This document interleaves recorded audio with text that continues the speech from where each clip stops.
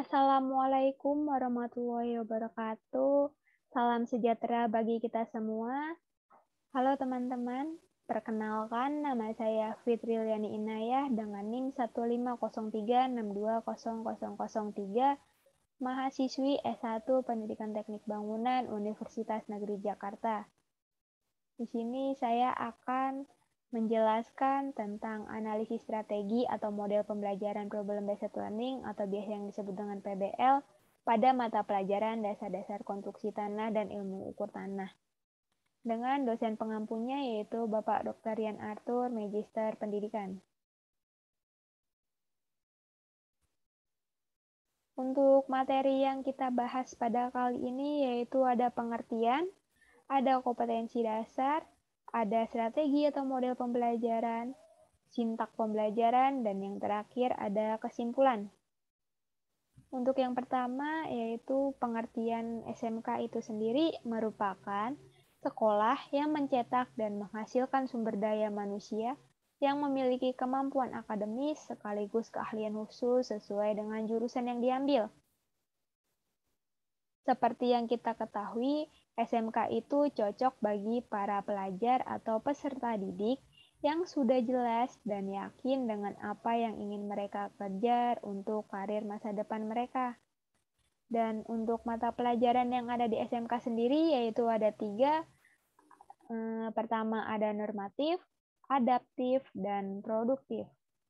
Dan dalam program keahlian desain pemodelan dan informasi bangunan atau yang biasa kita kenal dengan DPIB, terdapat mata pelajaran produktif, yaitu mata pelajaran dasar-dasar konstruksi bangunan, di mana untuk pengertian mata pelajaran dasar-dasar konstruksi bangunan itu sendiri merupakan ilmu yang mempelajari tentang hal-hal dan wujud fisik bangunan yang berhubungan dengan perencanaan, pelaksanaan, maupun perbaikan bangunan. Bangunan itu sendiri biasanya dikonotasikan dengan rumah, gedung, ataupun segala sarana, prasarana, maupun infrastruktur. Dan untuk mata pelajaran ini sangat penting dikuasai oleh siswa karena dalam proses pembelajaran bukan hanya diajarkan teori, namun terdapat praktek yang akan menjadi salah satu keterampilan siswa. Yang kedua ada kompetensi dasar, di mana yang kita ketahui untuk kompetensi dasar itu merupakan kompetensi setiap mata pelajaran untuk setiap kelas yang diturunkan dari kompetensi inti.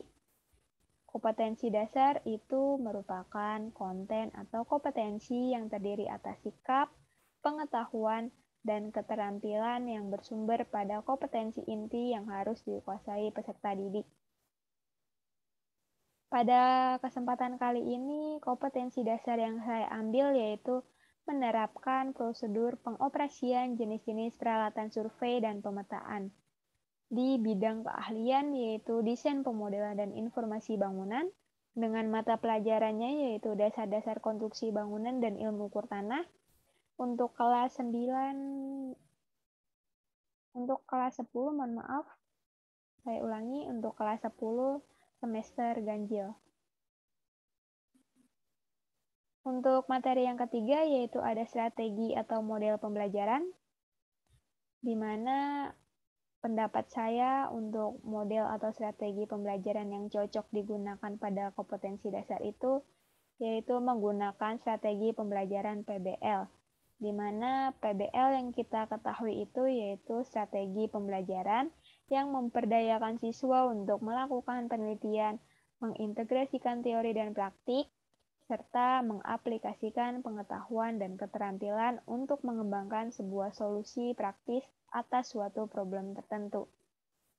PBL merupakan salah satu jenis strategi pembelajaran yang bersifat learner-centered atau biasa yang kita ketahui yaitu pembelajaran yang berpusat pada siswa. Yang keempat ada sintak pembelajaran, di mana pada kesempatan kali ini sintak penerapan model pembelajaran problem based learning yang saya ambil yaitu terdapat beberapa. Yang pertama ada fase atau tahapan, yang kedua perilaku guru, dan ada perilaku siswa. Untuk fase atau tahap PBL sendiri ada 5, yaitu pertama ada mengorientasikan siswa pada masalah. Untuk perilaku gurunya sendiri yaitu pertama guru menyampaikan materi tentang jenis-jenis peralatan survei dan pemetaan. Kedua, guru menjelaskan tujuan dan manfaat pembelajaran survei pemetaan dalam bidang konstruksi. Yang ketiga, guru membagikan bahan ajar berupa modul atau video tentang prosedur pengoperasian peralatan survei.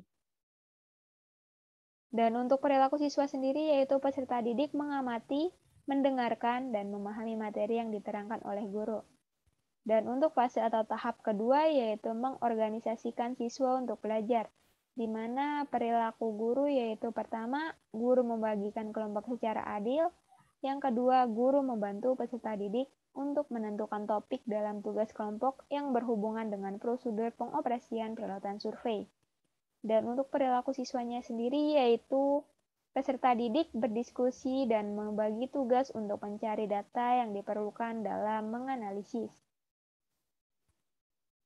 Yang ketiga, yaitu fase atau tahap membantu penyelidikan mandiri dan kelompok, di mana guru memotivasi dan membimbing siswa dalam pengumpulan data-data yang sesuai. Selain itu, guru juga membimbing siswa dalam mencoba alat ukur tanah. Dan untuk perilaku siswa sendiri, yaitu peserta didik melaksanakan penyelidikan tanah dengan materi data atau sumber tentang pelaksanaan pekerjaan ilmu ukur tanah untuk bahan diskusi bersama kelompoknya. Yang keempat ada fase atau tahap pengembangan dan penyajian hasil karya, di mana perilaku guru yaitu guru membimbing peserta didik dalam membuat laporan dan presentasi sesuai dengan topik dan waktu yang telah ditentukan. Untuk perilaku siswa sendiri yaitu hasil diskusi kelompok dipresentasikan dalam bentuk laporan. Dan yang terakhir fase atau tahap menganalisis dan mengevaluasi proses pemecahan masalah, di mana perilaku guru yaitu guru membimbing siswa untuk melakukan apresiasi terhadap presentasi kelompok lain.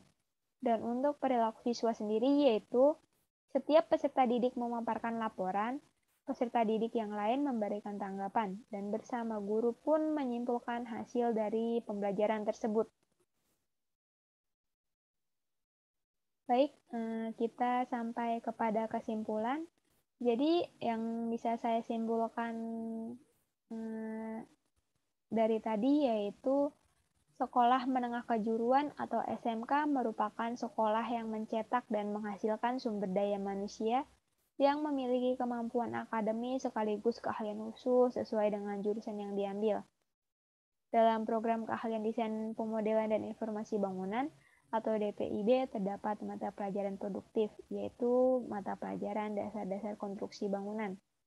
Dan untuk strategi atau model pembelajaran dalam mata pelajaran tersebut, yaitu menggunakan strategi pembelajaran PBL, di mana strategi PBL merupakan salah satu jenis strategi pembelajaran yang bersifat learner-centered atau biasa yang kita kenal dengan pembelajaran yang berpusat pada siswa.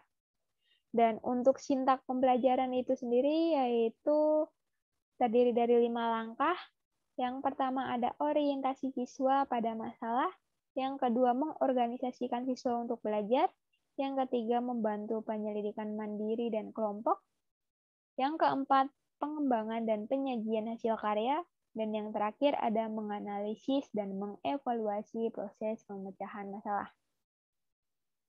Baik, terima kasih. Mohon maaf jika ada salah-salah kata. Wassalamualaikum warahmatullahi wabarakatuh.